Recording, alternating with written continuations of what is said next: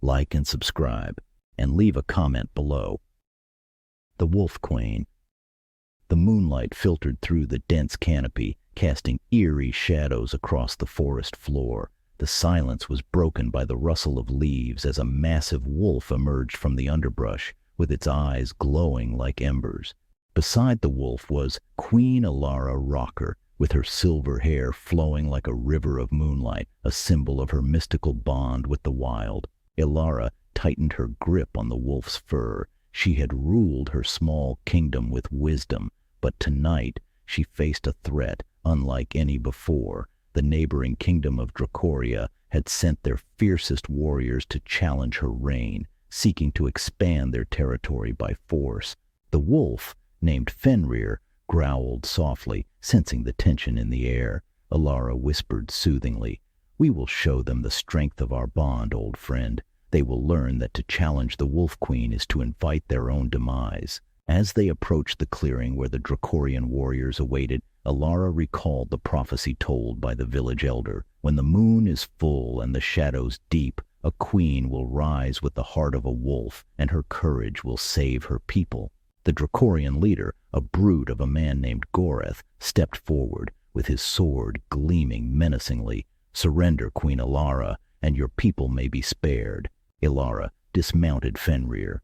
"This land is protected by more than just walls and soldiers, Goroth. It is protected by the spirit of the wolf and the courage of its queen." Fenrir let out a howl that echoed through the forest, a signal to the hidden archers Ilara had positioned in the trees. Arrows rained down, catching the Dracorian warriors off guard. The battle was intense. At one point, Goreth cornered Ilara, but Fenrir leaped to her defense with his fangs bared. A Dracorian archer aimed at Fenrir, but Ilara's quick reflexes saved her companion, with her dagger finding its mark in the archer's throat. In the chaos, Ilara saw her chance. She charged at Goreth, their swords clashing in a dance of steel and fury. With a final powerful strike, she disarmed him with her blade at his throat. "Yield, or face the wrath of the Wolf Queen." Goreth, realizing his defeat, nodded slowly. "I yield, Queen Ilara."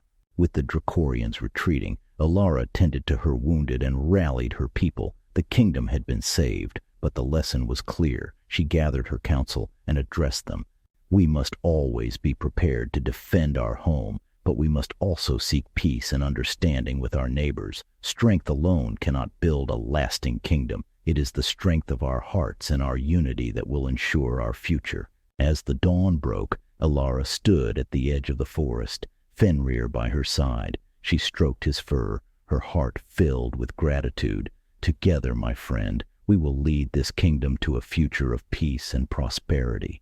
And thus, the legend of the Wolf Queen and her loyal companion Fenrir grew, a tale of courage, unity, and the unbreakable bond between a queen and her wolf. The early days of Ilara's reign were filled with challenges. The kingdom was small but strategically located, making it a coveted prize for neighboring territories. Ilara knew that ruling with a heavy hand would only lead to dissent among her people and war with her neighbors. Instead, she focused on building alliances and fostering a sense of community within her realm. Her bond with Fenrir was legendary. It was said that she found the wolf as a pup, abandoned and near death. She nursed him back to health, and from that day on, they were inseparable. Fenrir grew to be a powerful and intelligent companion, and many believed he possessed a touch of magic. One day, as Ilara was patrolling the borders of her kingdom with Fenrir, she encountered a group of Dracorian scouts. They were trespassing on her land, clearly preparing for an invasion. She confronted them. "You have no right to be here. Return to your land and tell your king that we will not be intimidated." The scouts, seeing the determination in her eyes and the ferocity of Fenrir, retreated, but Ilara knew this was just the beginning. She called for a council meeting that evening, gathering her most trusted advisors and warriors. "We must prepare for war," she announced, "but we will not strike the first blow. We will defend our home with every ounce of strength we have." Ilara's preparations were meticulous. She fortified the kingdom's defenses, trained her soldiers, and forged alliances with nearby territories who were also wary of Dracoria's aggression. Meanwhile, she continued to rule with compassion, ensuring her people were well cared for and united. The night before the anticipated attack, Alara visited the village elder for guidance. The old woman looked into her eyes and said, "You have the heart of a wolf, Alara. Trust in yourself and in Fenrir. Together, you will overcome this darkness." When the Dracorian army finally arrived, they were met with fierce resistance. Alara's strategic planning paid off as her archers rained arrows upon the invaders from hidden vantage points. Fenrir darted through the battlefield, a blur of fur and fangs, striking fear into the hearts of their enemies.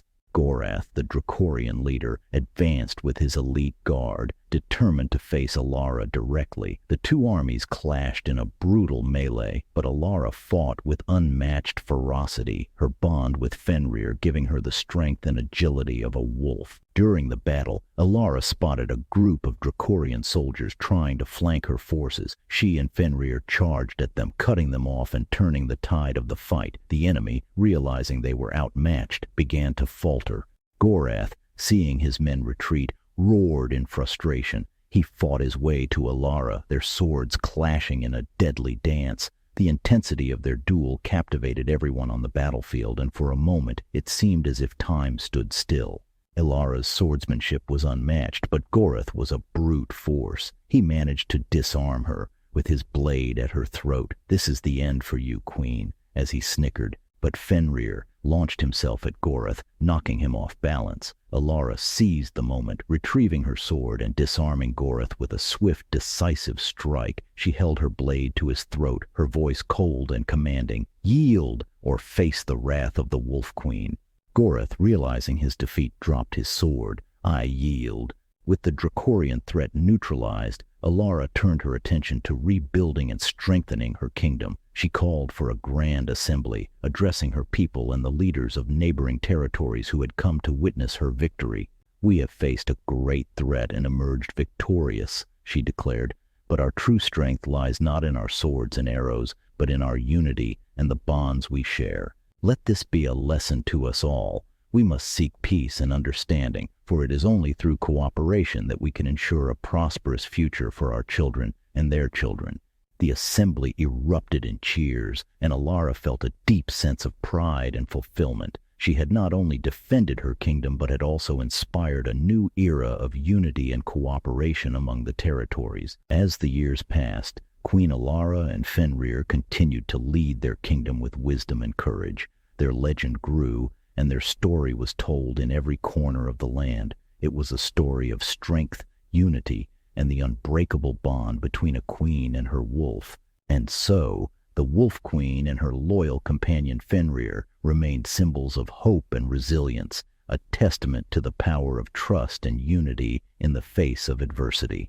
The story of Queen B.N.Rocker and Fenrir teaches that true strength lies not just in power and might, but in unity, courage, and the bonds we share with those we trust. It reminds us that leadership is not about ruling through fear, but guiding with wisdom and compassion, ensuring a lasting peace for all. This is not goodbye, nor the end. Until the story continues, my friends. B.N.Rocker.